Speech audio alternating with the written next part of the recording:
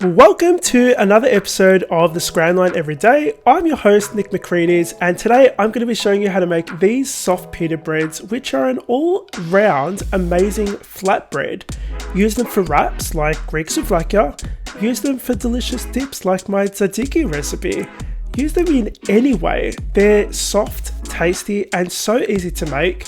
Best of all, the dough freezes so well, which makes them a great make-ahead recipe that pretty much goes with any meal you make.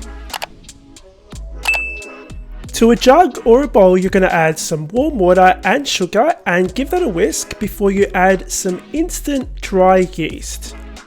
Give that a whisk again and let it rise for about 5 minutes. If it froths up like this, it's good to go. No froth means that your yeast is not active and you'll need to use a different yeast.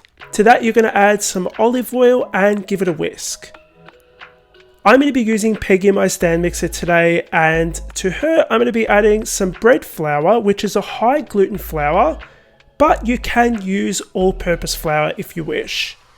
Add some salt in there and you're going to give that a mix using the dough hook. Now you can make this recipe by hand if you wish. It's just gonna, it's not actually that much harder, but I was a little bit lazy today, so I'm using Peggy.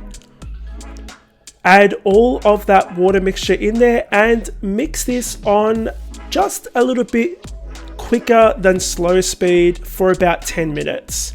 The dough is going to be really smooth, and it's a slightly sticky dough, and that's completely okay. Cover that with some plastic wrap. I've got a lid for Peggy, and you're going to pop this in a warm spot and let it rise for 1 hour. It's going to double in size, and that's exactly what you're looking for. Dust your workbench with a little bit of flour, and guys, this is my favorite bit. You can see how there's so many air bubbles from the yeast in that dough. That's exactly what's going to give us that fluffy texture. Sprinkle it with some more flour and just keep kneading this until it's not sticky anymore. And if you need to add flour, that's completely okay. Once you've got a nice smooth dough, one thing you can do is weigh the dough and then divide it by 8, because this recipe makes 8 pita breads. Or if you're Greek, you don't need the scales, you can just do it by hand. And that's what I do. So I just use a bench scraper, split it in half, and then cut each of those halves into 4 pieces.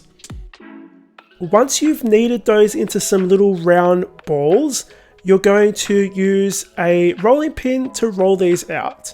How big you roll them is up to you, but obviously the bigger, the thinner the pita bread is going to be. I like to go for something that's a couple millimeters thick, just so that there's a little bit of meat in the dough rather than just like a crunchy, crispy dough. Now, you want to make sure your skillet is on high heat. Really hot is what you're going for. Add a little bit of olive oil in there, or if you're Greek a lot, I think I got a bit carried away, and add your pita bread on top. What you're looking for is those bubbles. Now, when you can lift the dough or the pita bread up and there's like these little golden leopard spots underneath, that's when you want to flip it over and cook it on the other side.